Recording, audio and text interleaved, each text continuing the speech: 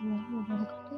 Perkenalkan, nama saya Veronica. Saya dari kelas 06 STMJ 003 dan dengan NIM 2010110551058.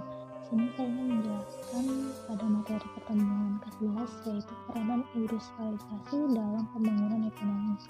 Industrialisasi merupakan suatu sistem produksi yang muncul dari pengembangan penelitian dan kemudian penggunaan pengetahuan ilmiah yang dilandasi oleh pembagian tenaga kerja serta spesialisasi menggunakan alat-alat bantu mekanik, kimiawi, mesin, serta organisasi serta intelektual di dalam produksi. Realisasi di dalam arti sempit yang menggambarkan penggunaan secara luas sumber-sumber tenaga menghayati dalam rangka produksi barang atau jasa.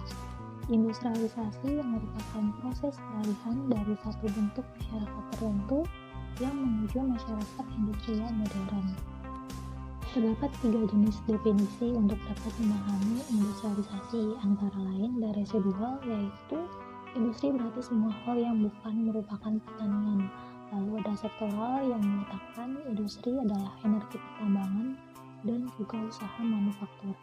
Lalu yang ketiga ada bersifat mikro dan makro, yaitu sebagai proses produksi, sebagai proses sosial industrialisasi.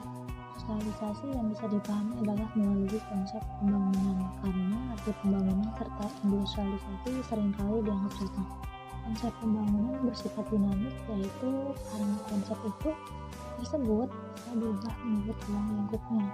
Apabila suatu pembangunan itu dihubungkan pada tiap usaha pembangunan di dunia, maka pembangunan tersebut merupakan usaha dalam pembangunan di dunia sebagai proses dan pembangunan industri yang berada dalam satu jalur kegiatan, yaitu pada hakikatnya berfungsi dalam meningkatkan kualitas hidup dan juga kesejahteraan rakyat.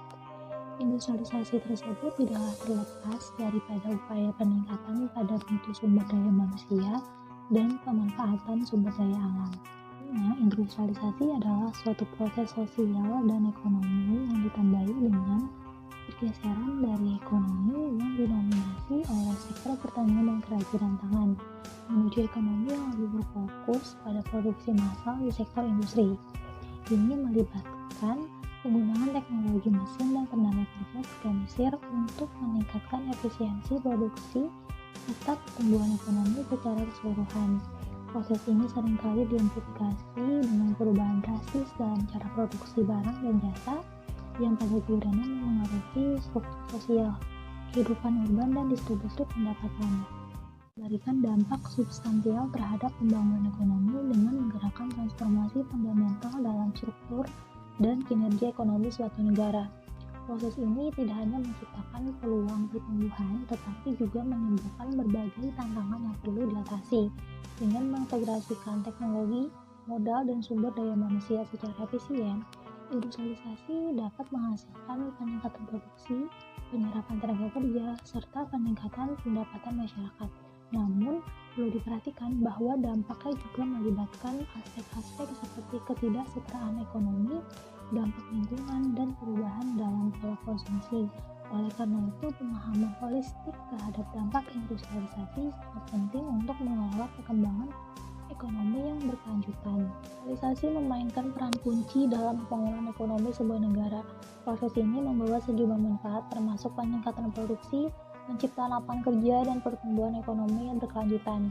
Selain itu, industrialisasi juga dapat meningkatkan teknologi infrastruktur dan daya saing global suatu negara. Namun, yang perlu diingat adalah bahwa dampaknya tergantung pada bagaimana pemerintah dan sektor swasta mengelolanya.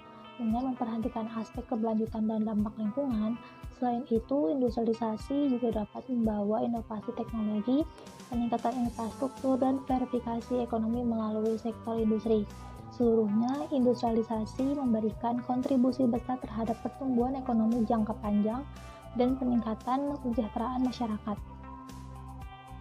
baik dalam jangka menengah maupun jangka panjang, yang ditunjukkan untuk dapat mengatasi permasalahan dan juga kelemahan baik pada sektor industri maupun untuk dapat mengatasi permasalahan secara nasional, yaitu meningkatkan penyerapan tenaga kerja di industri, lalu meningkatkan ekspor di Indonesia dan pemberdayaan pasar di dalam negeri, lalu memberikan sumbangan pertumbuhan yang akan berarti bagi perekonomian, lalu mendukung perkembangan pada sektor infrastruktur, lalu meningkatkan kemampuan kemajuan teknologi, lalu meningkatkan pendalaman struktur industri serta diversifikasi produk, lalu yang terakhir adalah meningkatkan penyebaran industri-industri.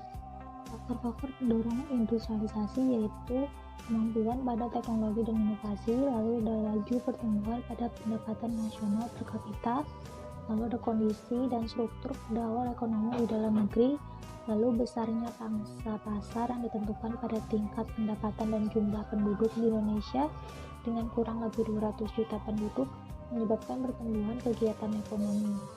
Lalu ada ciri industrialisasi yaitu dengan cara pelaksanaan industrialisasi seperti pada tahap implementasi yaitu jenis industri unggulan dan serta insentif yang diberikan. Lalu negara yang memiliki sumber daya alam yang besar cenderung lebih lambat dalam industrialisasi. Lalu yang terakhir kebijakan-kebijakan atau strategi pemerintah seperti tax holiday dan bebas bea masuk bagi industri orientasi ekspor. Masa depan adalah pada industri-industri mempunyai daya saing tinggi yang didasarkan pada tidak hanya kepada besarnya potensi Indonesia, yaitu seperti luas bentang wilayah, kemudian besar jumlah penduduk, serta ketersediaan sumber daya alam, akan tetapi juga berdasarkan kemampuan daya kreasi dan serta keterampilan serta profesionalisme atau sumber daya manusia Indonesia atau competitive advantage. Industri manufaktur yang lebih terbelakang dikarenakan keterbatasan teknologi, kualitas sumber daya manusia, juga keterbatasan dana pemerintah atau lalu defisit dan sektor swasta, kemudian kerjasama antara pemerintah serta industri dan lembaga pendidikan dan penelitian yang masih rendah. Alasannya dari adanya industrialisasi diantaranya adalah warisan masa lalu, pembagian buruh-buruh dan perdagangan perusahaan multinasional serta bantuan ekonomi, kekuatan kartel, dan pembayaran hutang perang. Strategi pada pembangunan sektor industri yang pelaksananya industrialisasi seperti pada strategi substitusi impor atau inward looking bertujuan untuk mengembangkan industri yang berorientasi domestik yang dapat menggantikan produk-produk impor. Pertimbangan dalam menggunakan strategi ini adalah pada sumber daya alam dan faktor produksi yang cukup tersedia. Kemudian potensi permintaan di dalam negeri yang memadai sebagai pendorong pada perkembangan industri manufaktur di dalam negeri. Kesempatan kerja yang menjadi luas, pengurangan pada ketergantungan impor sehingga defisit kurang. Lalu ada strategi pada promosi ekspor atau outward looking yang berorientasi ke pasar internasional di dalam usaha pengembangan industri di dalam negeri yang memiliki keunggulan pesaing. Rekomendasi agar strategi dapat berhasil di antara lain yaitu pasar harus menciptakan sinyal harga benar yang dapat merefleksikan kelangkaan barang-barang yang bisa baik di pasar input maupun output. Tingkat proteksi impor harus rendah, maka nilai tukar haruslah realistis dan ada insentif dan peningkatan ekspor. Terdapat unsur-unsur pada industrialisasi yaitu masyarakat yang telah melakukan proses produksi menggunakan mesin, lalu yang berskala dengan besar, lalu yang ketiga adalah pembagian kerja yang teknis dan relatif kompleks, lalu yang keempat menggunakan tenaga kerja dengan keterampilan bermacam-macam. Faktor-faktor pendorong selain daripada perkembangan teknologi dan inovasi serta laju pertumbuhan pada pendapatan per kapita, yaitu ada kondisi dan struktur pada awal ekonomi di dalam negara yang pada awalnya memiliki industri dasar, primer atau hulu seperti baja, semen, kimia, dan industri tengah, yaitu seperti mesin, alat-alat produksi akan mengalami suatu proses industrialisasi yang relatif cepat. Lalu yang kedua adalah besarnya pasar di dalam negeri yang telah ditentukan oleh kombinasi antar populasi serta tingkat pendapatan nasional yang low per kapita. Lalu yang ketiga ada ciri industrialisasi yaitu dengan cara pelaksanaannya industrialisasi seperti di tahap implementasi, kemudian jenis industri unggulan dan insentif yang diberikan, termasuk yang didalamnya adalah insentif kepada investor. Lalu yang kondisi serta keberadaan sumber daya alam dengan negara yang sumber daya yang lebih besar biasanya cenderung lebih lambat di dalam industrialisasi karena tingkat diversifikasi melaju pertumbuhan ekonomi ini relatif rendah. Lalu yang terakhir adalah kebijakan serta strategi pemerintah seperti holiday, kemudian bebas biaya masuk untuk bahan baku impor, lalu ada pinjaman dengan suku bunga relatif rendah. Proses industrialisasi yang terjadi pada negara-negara di ASEAN yang pesat didorong oleh lajunya pertumbuhan output pada industri yang pesat, dikarenakan menyebabkan terjadinya penambahan struktural yang luas dalam perekonomian negara-negara tersebut. Indikator yang digunakan dalam mengukur suatu struktur industri adalah suatu distribusi dari jumlah produksi perusahaan yang ada dan total NO atau NT dari sektor industri yang menurut kelompok industri subsektor. Karena semakin tinggi subsektor industri, berarti semakin tinggi diversifikasi produksinya. Distribusi PDB ini menurut subsektor industri juga dapat berperan sebagai indikator dalam mengukur tingkat pada diversifikasinya industri. Semakin majunya industri manufaktur, maka semakin besar kontribusi output kelompok industri berteknologi tinggi terhadap suatu pembentukan PDB. Untuk dapat membandingkan dan menganalisa kemampuan dari produksi di negara-negara yang berbeda, dikarenakan industri dapat diklasifikasikan dalam 3 kategori, yaitu yang pertama adalah industri dengan teknologi tinggi, contohnya obat-obatan, komputer, kantoran, barang elektronik, serta kendaraan bermotor. Lalu yang kedua adalah industri yang menengah, contohnya dengan produk-produk dari logam sederhana, produk-produk dari plastik dan karet, serta penggilingan minyak. Lalu yang ketiga adalah industri rendah, yang dalam kategori ini adalah seperti kertas dan percetakan, lalu pakaian, jadi, makanan, minuman, lalu rokok, serta mebel.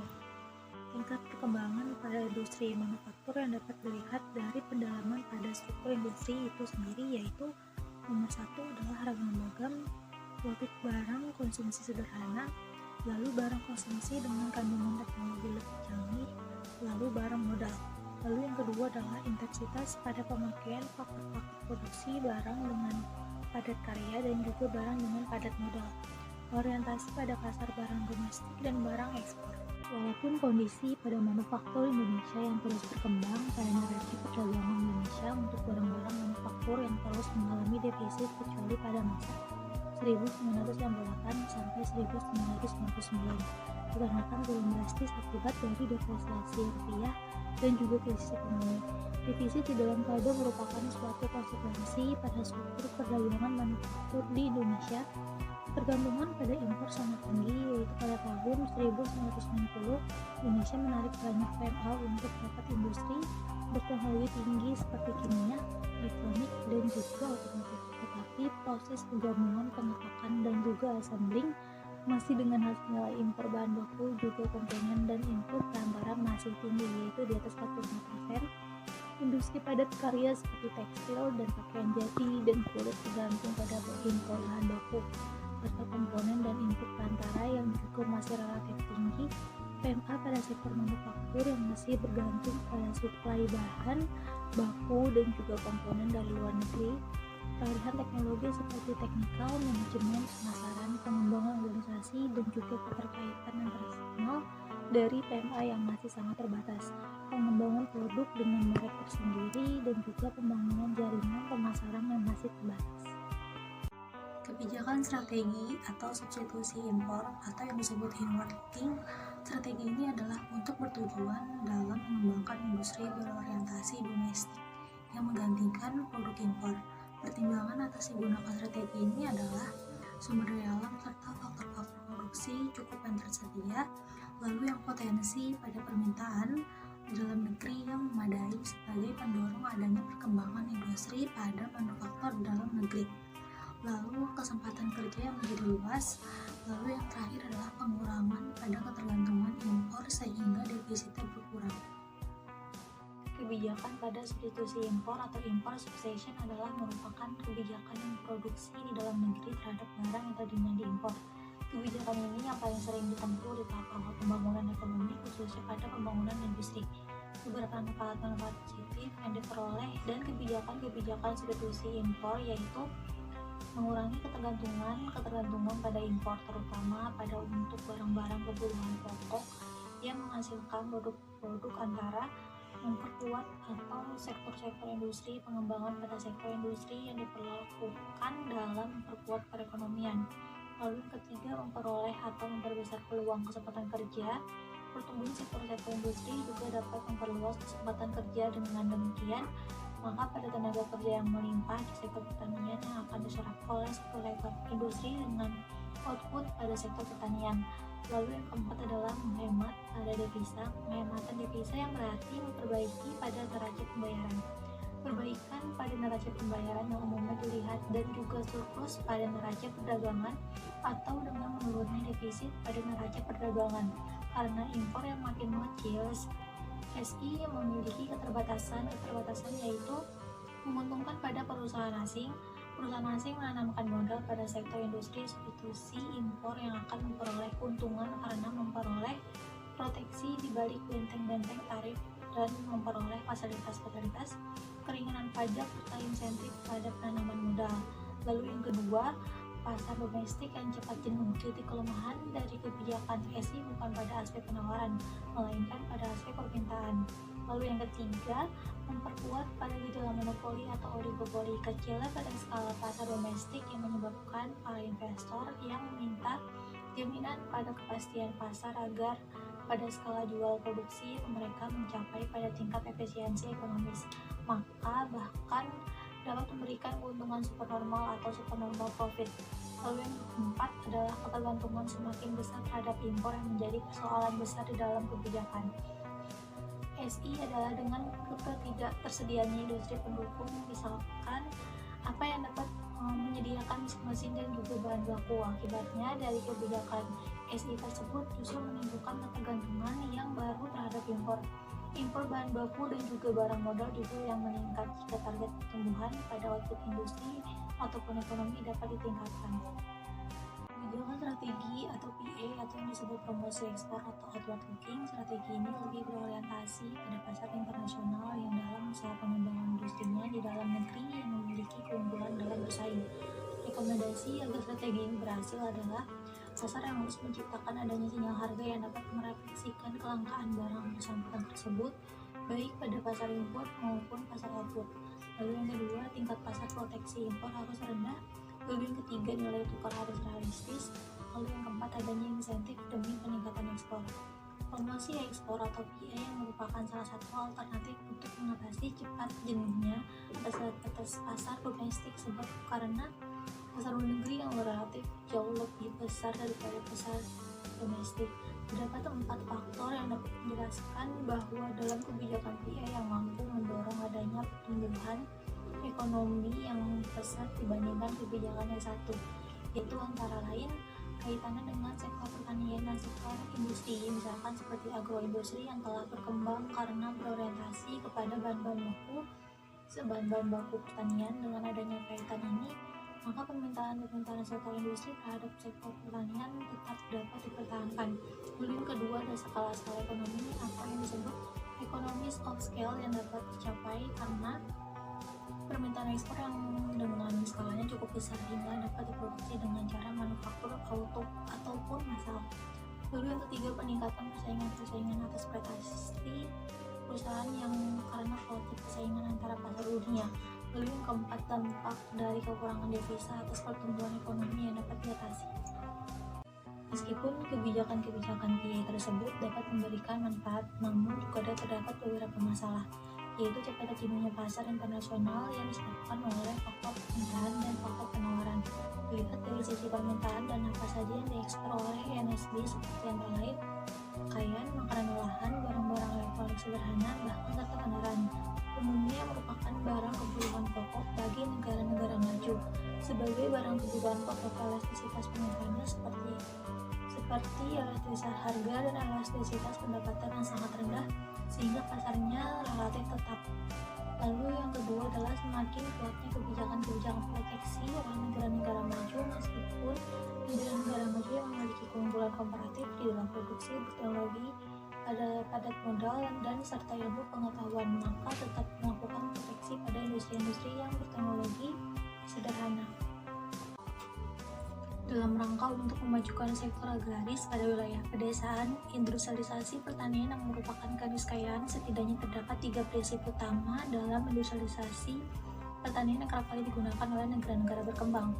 Dalam pengertiannya Buster Arifin tahun 2005, yang pertama adalah pembangunan yang berbasis pertanian yang juga mengutamakan potensi pasar di dalam negeri sekaligus memanfaatkan besar jumlah penduduk.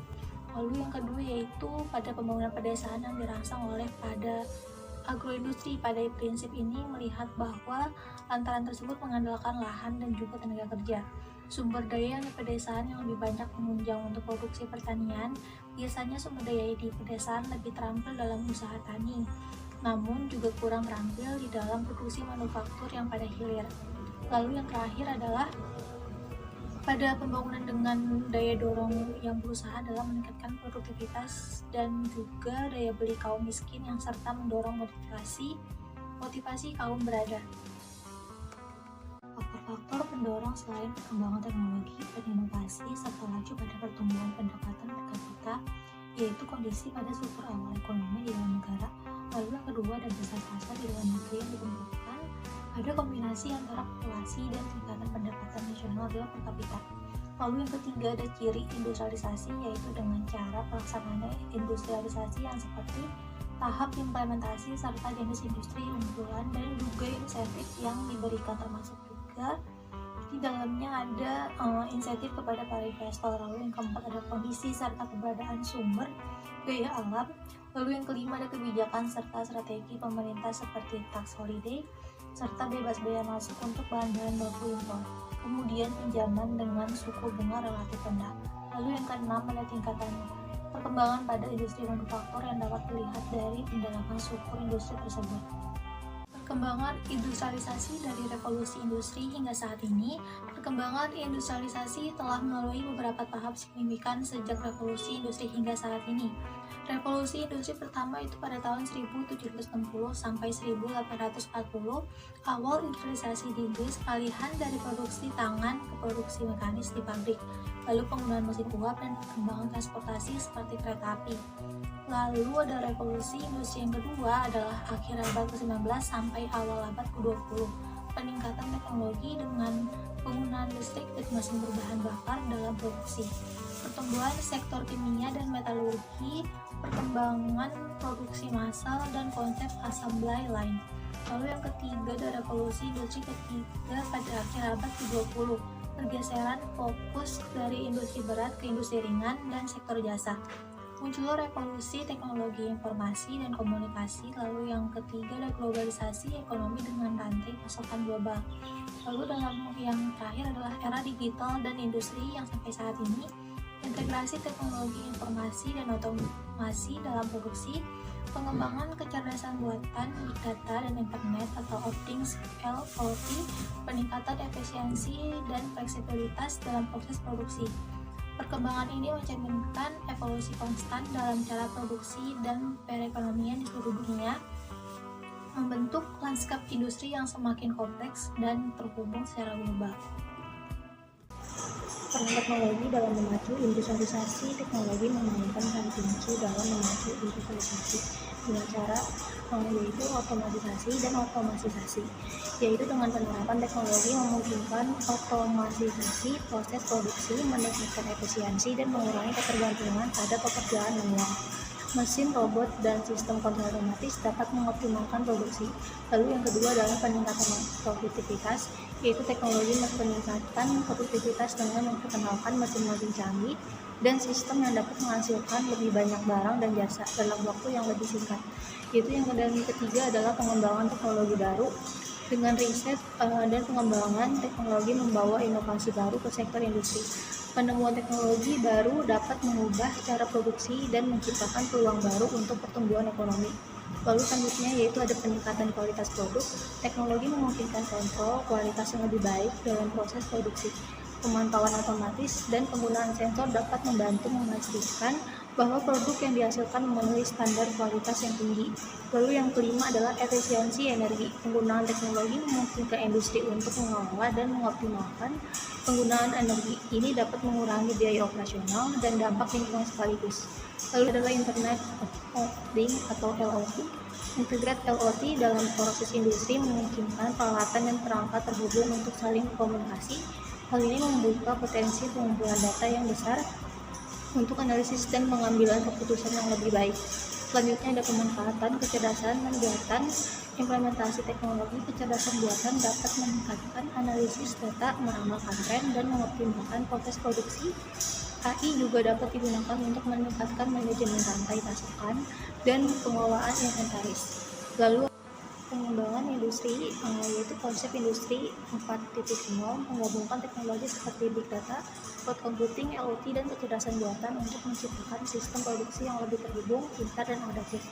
Lalu yang kesembilan ada peningkatan komunikasi dan konektivitas, atau teknologi meningkatkan komunikasi antara berbagai bagian dalam industri dan memfasilitasi kolaborasi yang lebih baik antara berbagai pihak, termasuk pemasok dan mitra bisnis. Dengan memanfaatkan teknologi secara efektif, industri dapat meningkatkan daya saingnya, menciptakan peluang baru, dan memberikan kontribusi positif terhadap pertumbuhan ekonomi secara keseluruhan. Hubungan antara riset dan pengembangan dengan pertumbuhan industri. Hubungan antara riset dan pengembangan dengan pertumbuhan industri sangat erat dan saling mendukung, yaitu ada beberapa aspek hubungan tersebut, yaitu nomor satu itu inovasi produk dan proses. R&D atau memainkan peran penting dalam menciptakan inovasi baik dalam produk maupun proses produksi. Inovasi ini dapat meningkatkan kualitas, efisiensi, dan daya saing industri. Lalu yang kedua ada peningkatan efisiensi produksi, di mana riset dapat menghasilkan teknologi baru dan metode produksi yang lebih efisien. Implementasi temuan R&D ini dapat membantu industri meningkatkan produktivitas dan mengurangi biaya produksi. Lalu yang ketiga ada pengembangan teknologi baru. R&D memberikan landasan bagi pengembangan teknologi baru yang dapat membuka peluang baru dalam industri. Penerapan teknologi baru ini dapat memicu pertumbuhan sektor industri terkait. Lalu yang keempat adalah daya saing global. Negara atau perusahaan yang berinvestasi dalam R&D memiliki potensi lebih besar untuk menjadi pemimpin dalam industri tertentu. Hal ini dapat meningkatkan daya saing global, membuka peluang ekspor dan investasi. Lalu yang kelima adalah diversifikasi portofolio produk. R&D memungkinkan industri untuk diversifikasi portofolio produk mereka. Dengan mengembangkan produk baru atau variasi produk yang lebih baik, industri dapat menjangkau pasar yang lebih luas dan meningkatkan pendapatan. Lalu yang keenam ada penciptaan lapangan kerja. Pertumbuhan industri yang didukung oleh inovasi, R&D cenderung menciptakan lapangan kerja. Lapangan kerja baru berkeberlanjutan. Pertumbuhan ini dapat memberikan manfaat ekonomi dan sosial yang luas. Yang ketujuh adalah pembentukan kemitraan. R&D seringkali melibatkan kerjasama antara sektor industri, lembaga riset, dan pemerintah. Kemitraan ini dapat menciptakan ekosistem yang mendukung pertumbuhan industri melalui pertukaran pengetahuan dan sumber daya. Dengan demikian, investasi yang tepat dalam R&D dapat menjadi katalisator penting untuk pertumbuhan dan perkembangan industri, memastikan bahwa sektor tersebut tetap relevan, inovatif, dan berkelanjutan. Yang berkelanjutan ini adalah dalam jangka panjang. Program pelatihan dan pendidikan untuk meningkatkan keterampilan tenaga kerja. Berbagai program pelatihan dan pendidikan dapat diterapkan, yaitu dari beberapa contoh program yang dapat mendukung peningkatan keterampilan. Salah satunya adalah pelatihan keterampilan teknis. Program pelatihan keterampilan teknis yang berfokus pada keahlian spesifik yang diperlukan dalam industri tertentu seperti pemrograman komputer, keterampilan teknik mesin, atau desain grafis. Pendidikan dan pelatihan profesional, yaitu program ini menyediakan pelatihan yang diperlukan untuk pengembangan keterampilan yang relevan dengan pekerjaan tertentu. Ini termasuk sertifikasi profesional, seminar, dan workshop. Lalu yang ketiga adalah pelatihan soft skill, fokus pada pengembangan keterampilan lunak seperti komunikasi efektif, kerja tim, kepemimpinan, dan kemampuan beradaptasi. Keterampilan ini penting dalam lingkungan kerja yang dinamis.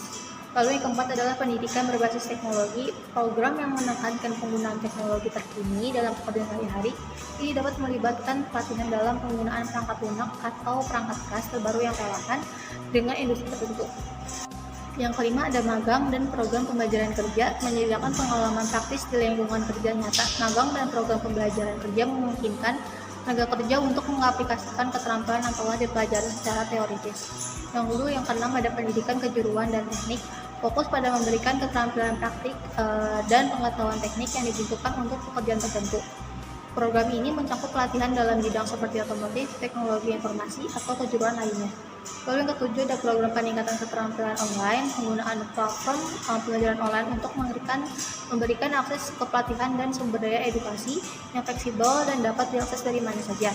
Lalu yang ke-8 ada pelatihan kewirausahaan, membekali tenaga kerja dengan keterampilan yang diperlukan untuk memulai dan mengelola usaha sendiri, merangsang inovasi dan kemandirian ekonomi.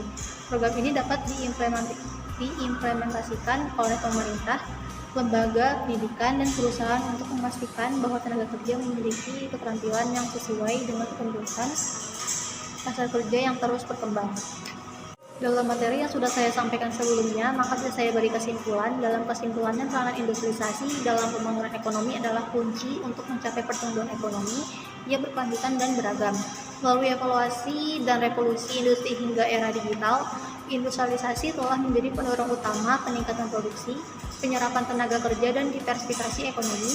Namun, penting untuk diingat bahwa industrialisasi juga menimbulkan tantangan seperti dampak lingkungan dan ketidaksetaraan ekonomi yang perlu diatasi melalui kebijakan yang bijaksana.